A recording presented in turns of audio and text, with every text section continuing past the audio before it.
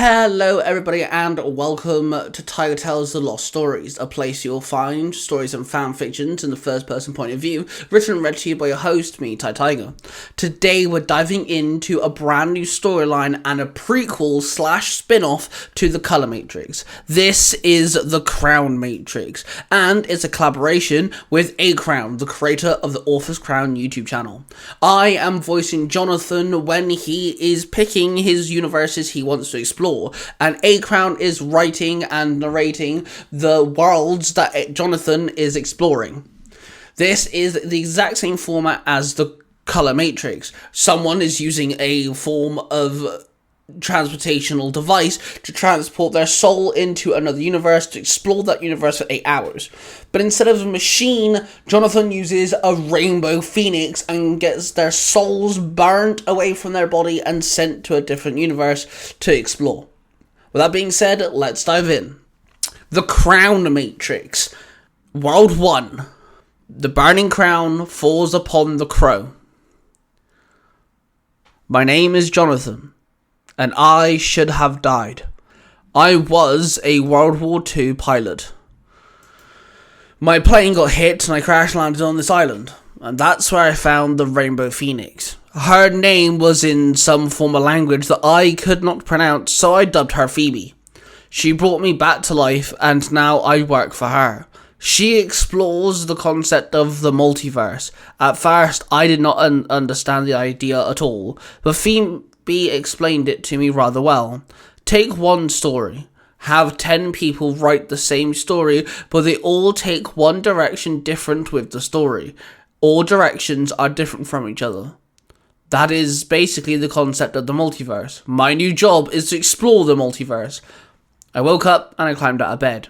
I left my room and walked down the cold stone steps. Our home was an old temple. I walked into the main room, which only had 3 walls. One of them was an entire entrance, allowing the sun or rain to enter the massive room. I entered the center of the room, and I turned to a massive tree branch which the building was built around, allowing the branches and the roots to spread throughout the entire temple. Phoebe was a rather large phoenix. Granted, I didn't have anything to compare her to, but compared to normal birds, she was absolutely gigantic. I walked up to the rainbow-coloured bird.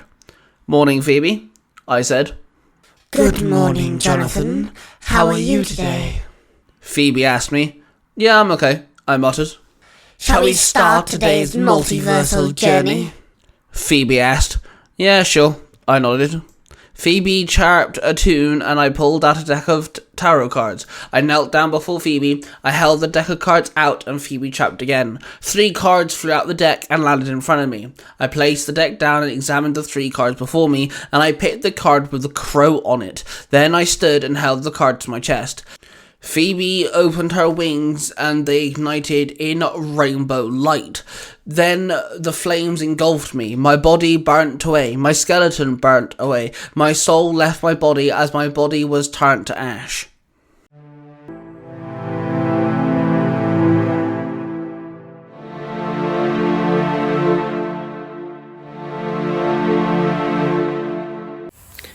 I woke up and looked all around me as I passed through the dark clouds. I then flew down lower in between the buildings as the rain fell. I could hear the souls of the recently passed individuals as I neared the graveyard, the voices crying out things like, "Why me? Will my family be okay?"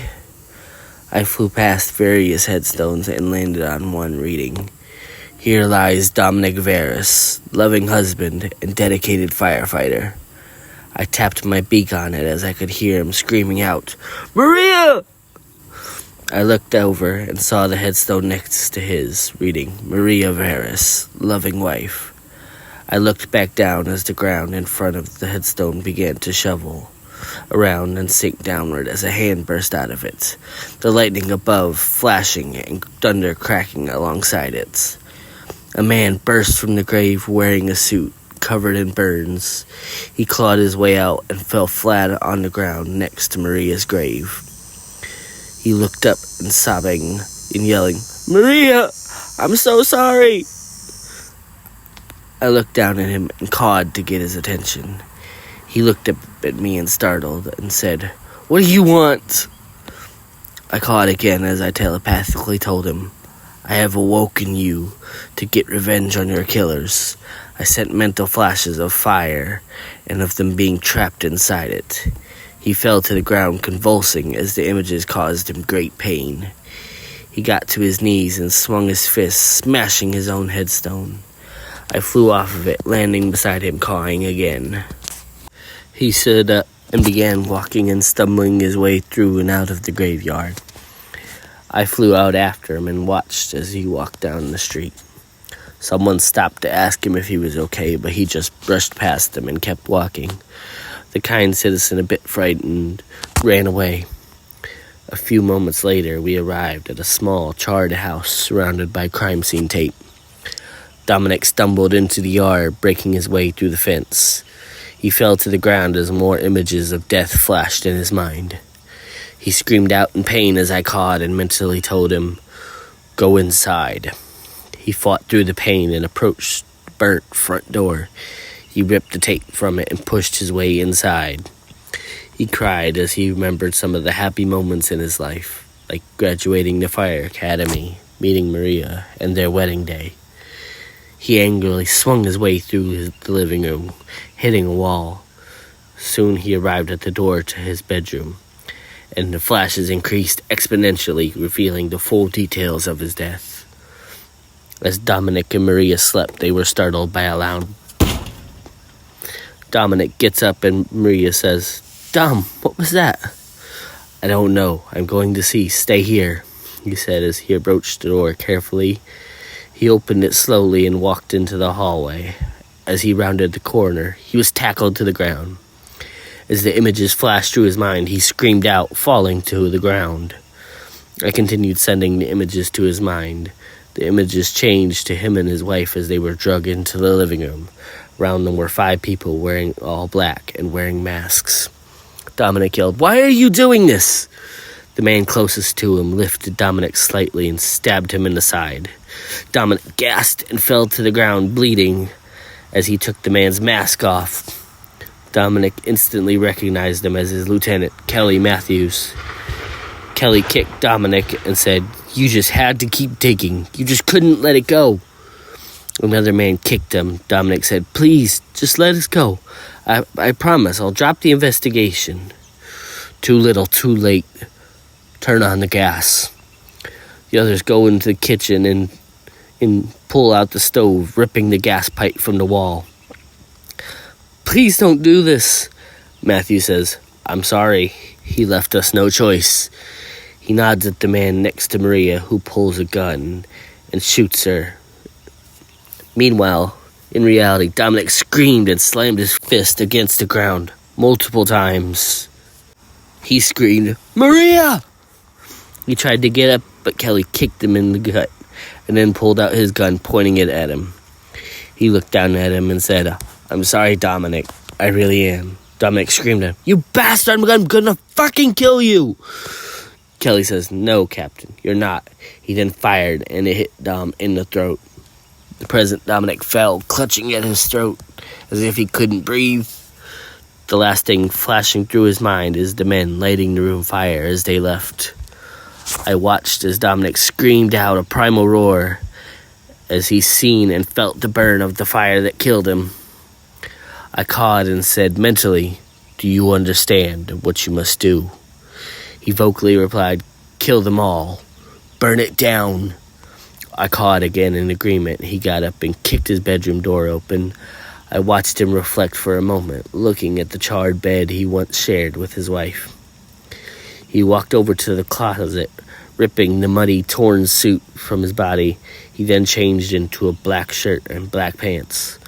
Walking towards the door, he saw Maria's makeup lying there on the vanity. He stood in front of the mirror and looked at it for a moment, as a flash of Halloween came before his eyes when he dressed up as the wrestler Sting, and how his wife absolutely loved putting the makeup on him. He smashed the glass of the mirror. He then took the black eyeshadow and colored around his eyes, and then found some black lipstick and put it on. He walked out of the room, and I flew behind him, out of the house. He then walked down the road as I flew above him. watching, guiding him. He soon arrived at his firehouse and walked in. I flew in and landed on his shoulder as everybody looked in shock at his burnt face. He stared at everyone and looked around, and he then saw the turnout room. Another flash came before him, so he approached it and stepped inside. Looking around, he soon found his old turnout gear. When he picked it up, I sent more flashes to him of his time firefighting and bonding with everyone in the house. He lashed out, ripping coats off the hangers, kicking boots over as he screamed. I flew off out onto the landing of the apparatus floor. A few firefighters approached me and I cawed loudly, scaring them off. I look over as one of the firefighters says to himself, "Shit, he's alive? I gotta get out of here." He runs and I caw, sending the image to Dominic. He then runs out of the firehouse and I also fly out after the firefighter. He realized Dominic was following behind him and he tried to hide in an alley behind a pile of trash. Dominic passed by, but I, unknowing to the man, landed on the roof above and watched him closely. He breathed a sigh of relief and then climbed up a nearby fire escape up to the roof. He looked over at me, but when he turned around, Dominic was standing behind him and said, "Where are you going, Mac?" The firefighter, startled, falls back, stuttering.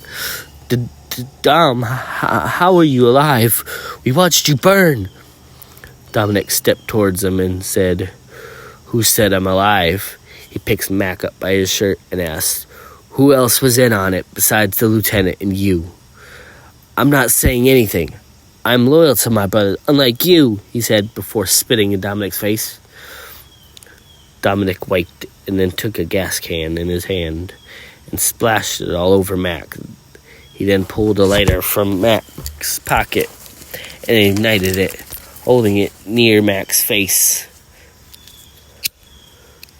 "You know what it's like to burn alive, Mac?" "I do. Tell me, or you're going to find out exactly what that's like." He cut the lighter off and pressed the hot lighter against Mac's cheek. Mac screamed in pain. He then yelled, Okay, I'll talk." Dominic pulled the lighter from his face and Mac said, "It was the lieutenant, me, squad captain Eddie Buckley from over at House 19, and a couple from a truck 51 named Christopher Brackett and Daisy Dawson." "Thanks, Mac. Now do me one favor," Dominic said as he turned away. "Well, what is it?" I'll do anything. Just don't kill me," Mac begged. He looked up at me, and I cawed, sending a message to Dominic's mind. He smiled and looked back at Mac and said, like the bird said, "Burn in hell." He ignited the lighter and tossed it at Mac. It hit him, and Mac burst into flames, screaming. He ran around and fell off the roof. I looked down and seen as Mac was falling, the flames and his clothes burning and shredding into the shape of a flying crow. It hit the ground, and I cawed. I looked back over at Dominic and then back at Mac's body as it lay there looking like a burnt crow. Dominic then left the roof as I flew up and landed on his shoulder. A few moments later, I watched and cawed as sirens rang out and the fire truck rolled down the street. It soon arrived, and I was flying above, and I saw Lieutenant Matthews jump out and grab a fire extinguisher as another firefighter did the same. They extinguished the flames before they could completely consume the alley. They looked at the source of the flames, and Lieutenant Matthews recognizes instantly his friend Mac.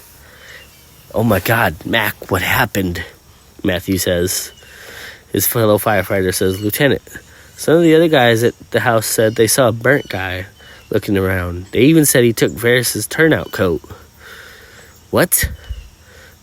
Matthew says. The firefighter says, "Yeah, he just walked in and took Varys' coat and then ran after Mac."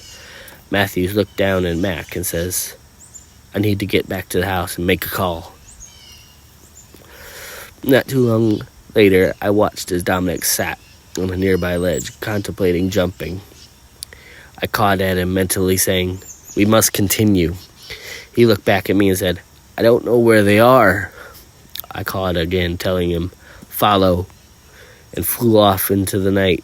I could see that he leapt across rooftops behind me as I flew. A few moments later, I landed on a ledge overlooking a bar. Dominic crouched beside me as we both saw a couple stepping out, heavily inebriated. They laughed and stumbled around as they approached their car, an old Mustang. They started it up and they talked for a moment before the car took off.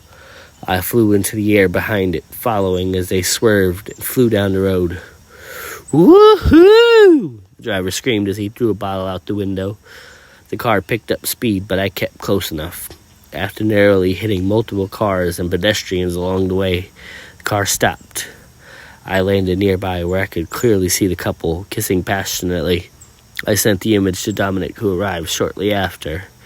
He stalked around the car, looking at it sort of like a bird. I cawed, and the couple turned to look at me. As they began to giggle, Dominic smashed the rear windshield. The female yelled, "What the fuck was that?" They both got out of the car and looked at the windshield. The man grabbed a crowbar from his car and looked around, saying, "Whoever did it, I'm going to break your face and I'm going to break your fucking legs." "Let's just get out of here, Christopher," the woman said.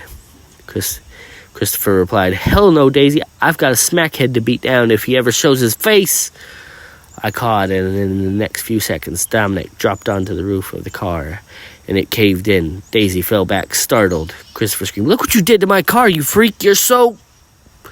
He stopped when he recognized Dominic and said, "How the f..." Dominic jumped off and walked towards Christopher, saying, "You should be more careful, Christopher. Who knows what can happen to your nice car in this neighborhood." Christopher walked towards Dominic, saying, "I guess we didn't finish the job. I'll make sure to remedy that situation right now." He swung his crowbar, but Dominic ducked underneath it and said, "Swing and a miss. You sure aren't much of a ball player, are you?" Christopher, getting angrier, swung again, missing Dominic, who grabbed the bar and headbutted Christopher. Dominic pulled the bar from his hands and pushed the man to the ground. Daisy ran towards him, but Dominic swung and hit her square in the jaw, dislocating it. She screamed as Dominic approached her. Christopher then yelled and tackled Dominic to the ground, smashing and pounding his face with his fists. Christopher stood up, looking at the motionless Dominic. He turned back towards Daisy and walked towards her, checking on her, said, "It'll be okay, Daisy. I'll get you some help." As Christopher tried to help her, she began to stutter and then scream. As behind Christopher, Dominic stood up. Christopher turned around and got scared as he seen the surviving Dominic. "You're 2 for 2 on killing Christopher. I, on the other, have 1 down, 4 to go," Dominic said as he stepped closer to Christopher. "And Daisy, who did you kill?" Mac was a bit of a hothead, so I told him I'd see him in the fall, Dominic replied. Christopher backed up and put himself in front of Daisy. "Don't do it. You could just let us go. You'll never see us again." "I can agree on that, but first you're going to deliver a little message for me," Dominic said as he approached Christopher and Daisy with the crowbar in hand. Just a few moments later, a pair of cops approached the busted-up car. They looked around and one said, "What happened? Another customer get screwed out of a score?" "I don't know." He looked around for a minute and said, "Wait, look up there." He shined his light on a hanging pair of bodies. They shined the light downwards as they saw a trail of blood dripping from the fire escape and the bodies. On the ground, it had formed a pair of crows. Meanwhile, Dominic stood on the roof, watching them with depressed, sadistic glee. While he watched them, I flew back across town and arrived at House 19. I landed near a window and I watched as the squad captain, Eddie Buckley, talked on the phone with what I heard as Lieutenant Matthews. "What the hell do you mean he's alive? You shot him and we watched as his house burned down. We were at the damn funeral, for fuck's sake." "I don't know, but he's apparently back. He was here and he killed Mac, and I just heard a call across the radio. There's 2 bodies at a scene with a car that was described as belonging to Christopher Brackett." "Jesus Christ, Kelly, we need to deal with this or we're all going to prison. You told me we were in the clear if we killed him." I did. Look, my shift is almost over. Once it is, we'll go and take care of this once and for all. Okay, mine too. You better be right about this. What if he comes to the house? Call the police. They'll think he's just some nut job. Everything says that Dominic Veris is dead. Okay, fine. I'll talk to you as soon as shift's over. Buckley hung up the phone and almost slammed it on his desk as he held his hands on the side of his head, pacing. I cawed and tapped on the window. It started on him and he walked over yelling, "Get out of here, you stupid bird!" I flew off and mentally sent the image to Dominic of the entire conversation. Not too much later, I watched from afar as Dominic walked down the road near House 19. He was stopped by a young boy who tugged on his jacket. He was a bit frightened by Dominic's appearance, but the boy was still brave and asked, "Are you a fireman?" Dominic answered, "I was." "What happened to your face?" the boy asked. I sent Dominic more flashes of the fire, and he told the boy, "Workplace danger." "Oh, I love firefighters. I want to be one when I grow up," the boy said. Dominic smiled and said, "Good for you, kid. It takes real bravery to be a firefighter." The boy excitedly says, "I am real brave. I don't even flinch when my mom puts peroxide on my owies." Dominic chuckled and said, "Kid, you might have it then. You go on home now. Your mom is probably worried about you." "Okay, mister. Bye," the kid said as he ran off down the street. Dominic looked towards the sky and said, "Soon, Maria. We'll be back together soon." I cawed and Dominic walked across the street towards House 19. Inside, the firefighters were occupying their time in various different ways. When the lights suddenly went out, one firefighter called out, "Damn, power's out again. I'm gonna go check the generator." The captain, who looked out a bit concerned, said, "Be careful out there." "No worries, Cap. Be back in a jiffy," the firefighter responded. I watched through Dominic's eyes as he peered through the window of the captain's quarters. From inside the building, I sent the flashes of his wife's killer, Buckley, to Dominic, who raged about. Hearing the commotion, the captain came out, tucking a pistol into his waistband. Dominic stepped out of sight. Buckley walked into the room with the others, and Dominic stood across, looking at them. Soon the lights came back on, but were flickering, and everyone was shocked to see him standing there. One firefighter walked towards Dominic and asked, "Are you okay? Do you need some help?" Dominic grabbed him and flipped him over his shoulder, and then punched him, knocking him out. Some of the other firefighters said, "What the hell?" while some said, "Whoa, calm down." Buckley got behind them to distance himself from Dominic and said, "Keep away from me, you maniac!" Dominic inched forward as the other firefighters looked confused at Buckley. Dominic then pointed at Buckley and said, "I want him. If any of you get in my way, you'll die with him." "Sorry, but you ain't doing anything with the captain," one firefighter said as she picked up a nearby knife, and the others stood around Buckley to defend him. I cawed, and Dominic said, "So be it." He stepped forward as one firefighter rushed him and swung at him. Dominic ducked and threw him over a table. Another charged wildly and was swung and pushed through a glass door. Then the third firefighter grabbed and held Dominic from behind as the fourth one punched him in the face and in the stomach. Dominic absorbed the blows and lifted his legs, kicking the attacker before headbutting the man behind him. He then threw them both into each other. He approached the remaining group as the woman charged and stabbed him with her knife. Dominic looked at it before grabbing the woman and slamming her head first into a TV. He continued walking towards them and was tackled over a counter by the last firefighter protecting Buckley. He got up and took the tackler's hand and pulled a knife from his chest and stabbed it through the man's hand, pinning him to the counter as the firefighter screamed. He turned and looked at Buckley, who had pulled his gun at this point. "Go ahead, Buckley. Take your shot," Dominic said as he held out his hands and arms. "Fuck you," Buckley said as he fired, unloading the magazine into Dominic's chest. Dominic fell to the ground, and Buckley approached him as Dominic lied dead and still. He put the gun to Dominic's head and pulled the trigger. It clicked as it was out of bullets. I flew over and pecked at Buckley's hand, which caused him to drop the empty gun. Dominic's eyes shot open, and he stood up, punching Buckley and throwing him to the ground.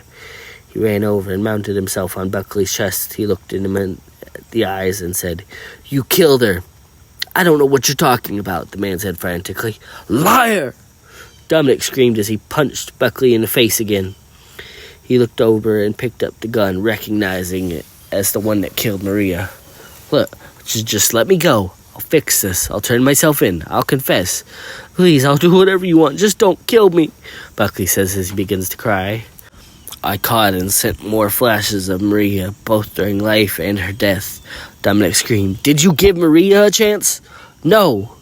You killed her in cold blood. Murdered her." "Matthews made me do it. I'm sorry," the man said sobbingly. Dominic pictures Maria's dead face again and screamed as he began punching and punching without stopping. Soon enough, Dominic was merely punching just dead meat. He stopped and took a deep breath, crying for Maria. Then Buckley's phone began to ring, and Dominic pulled it from the captain's corpse. I flew over beside him and seen that as he looked at it, it said Kelly Matthews on the screen. Dominic pressed the accept call button and put it to his ear as he could hear the lieutenant's voice on the other end saying, "Hello, Buckley, are you there?" Dominic just sat there over Buckley's body, breathing, and after a moment, Matthews realized what was going on as he said, "Dom, you're there, aren't you?" Dominic answered, "Yeah." "Cut the crap, Dominic. What's it going to take for you to stop this?" "I think you know what will stop this, Kelly. The last time you thought you could stop me from doing something that ended up with you and your wife, both dead. Well, I'm already dead, so now I have the upper hand. I'll see you soon then, Dom. Sooner than you think, Kelly." He hung up the phone and then tossed it aside and began walking away. I flew up to his shoulder and looked back at the carnage Dominic had made as the bodies all lied around, looking like a badly shaped crow with Buckley at the head of it. A few moments later, I flew through the air and saw Truck 81 racing down the street. I flew above it and listened inside as the lieutenant nervously tapped his hands against the dashboard of the fire truck. The driver and the others in the back looked over at him worriedly and asked, "You okay, Lieutenant?" "No, Joe, I'm pretty far from it," he responded. "Anything you want to talk about?" a man behind him asked. "No, Peter, let's just get to the fire and get this done. I'll handle it after shift," the lieutenant responded angrily. "Roger that, Lieutenant," the man responded as he shrugged his shoulders at the others. As they arrived, the firefighters disembarked, and the squad truck pulled up between it and an ambulance. Both the squad and truck teams got out and geared up to go in as their chief directed them. After they were all geared up and ready to go, the squad lieutenant and Matthew split up their teams into pairs of two to check and cover more ground on each floor. They then rushed into the burning apartment building. I cawed as I realized the end was near. I flew down to a pole near the building and listened to the chief's radio. Matthews had paired himself up with the young candidate. They carefully but quickly worked their way around the floors with other pairs of firefighters. I kept listening to the chief's radio. Matthew and his partner had taken a few floors by themselves as they checked each door and then each floor and yelled for possible survivors to call out. As they moved on to their next floor, Matthews reported he heard someone yelling, "Help me!" I flew up off of my perch towards the floor where Matthews was. I saw as Matthews moved towards the door and kicked it in and rushed into it. He yelled, "Where are you? Fire department, call out!" After no answer, he turned, but the whole floor above began to crumble and fall because of the fire. It fell and blocked him from his exit. He radioed this to the others. I could hear the chief replying, "Okay, Kelly, hold tight. Try and find a way up. A squad is on the way to you. It's going to take a minute." "Roger that, Chief," I heard him answer. As I hopped in and approached him, I cawed. Matthews heard me and turned around saying, "What the hell?" "I'm sorry, Dominic. I really am," I heard Dominic say as he repeated Matthews' last words to him. Matthews' face turned from confusion to anger as he said, "Dom, I should have known it would end in a fire like this. That's how it started after all." Dom stared him down, saying, "All this started when you murdered my wife and I. For what? Because you were burning down crack houses, and not even for a good reason. You were doing it because your little gang friends paid you to." "Yeah, they did. I'll admit it. I made some money on the side. A lot of money on the side. So what? Nobody lost their life that didn't deserve it," the lieutenant said smugly. Dominic yelled out, "That's not what we signed up for. We signed up to help people no matter who they are. Drug dealers, drug users, rich people, poor people, anybody. Not to make money burning down gang rivals." "Get off your high horse, you stupid son of a bitch. That's what got you and Maria killed," Matthews retorted. Dom approached Matthews and said, "Don't you say your name. You don't deserve to say your name." Matthews pushed Dom and swung his axe at him, slashing him and sending him crashing into me, knocking me into the fire. It singed my wing as I flew out quickly. I caught in pain, and Dominic grunted in pain as well. Matthews noticed this and said, "So the bird, you could feel its pain." He walked over and picked me up. I caught frantically and tried to get away, and Dominic said, "Put it down. Your business is with me." "I know, and I'm handling it." He held me to the fire, and I screamed internally as the heat burned some of my feathers away. As I was screaming, Dominic felt it and screamed as his skin was singed like my feathers. I cawed synchronously with Dom's screams as we both burned. Matthews laughed maniacally and said, "You managed to kill everyone but me. Looks like you just didn't have it in you to take me out, Dom. Now you and the bird are both gonna fry." Images flashed through my mind, and in a last-ditch effort, I pecked at Matthews' hand and sent the images mentally to his brain of Maria burning. He was taken aback for just a moment and stumbled near to the window, but kept himself from falling as he still held me in his hands. The moment was just enough for Dominic, who regained himself, still in pain as we were both near death. He screamed and charged at Matthews, tackling us all out the window. As we fell, everything seemed to slow down. I looked up at the flames bursting out of the window we just fell through. I looked into Dominic's eyes and nodded my head at him, giving him a few peaceful images before he died. As Matthew screamed on the way down, I heard Dominic say, "Maria, it's done. I'm coming home." We approached the ground, and right as we hit it, everything went black.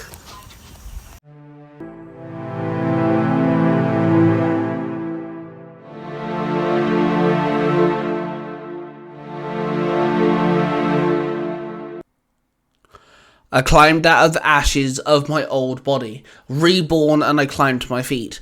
I dusted myself off, and then I looked at Phoebe. And how was your first trip through the multiverse, Jonathan? Phoebe asked. Yeah, it was rather interesting.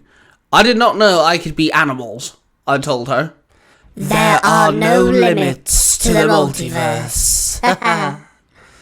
Phoebe cheered. Yeah, I guess so, I chuckled. Then I sat down in front of Phoebe and stared out to the open blue sky and waited for nightfall. Thank you everybody for listening to this video and checking out the stories. Of course, there are plenty more where that came from. I encourage you to check out the rest of this channel where you'll find more storylines for you to delve into. But there's even more than that. If you check out the description down below, you will find a whole array of different Tiger Tales channels. Each Tiger Tales channel is made for a specific purpose and hosts a whole array of different types of storylines. So I encourage you to check out the other Tiger Tales channels and delve into a massive amount of storytelling by myself and the Tiger Tales partners. If you have enjoyed yourself today, then please subscribe to the channel as it does show your support. Now, of course, the whole reason why I'm doing this is because I'm passionate about story writing and storytelling. And, of course, you should dive into what you are passionate about as well. So, I shall end this video with roll with passion. That before we can... Don't touch my Pringles. Bye!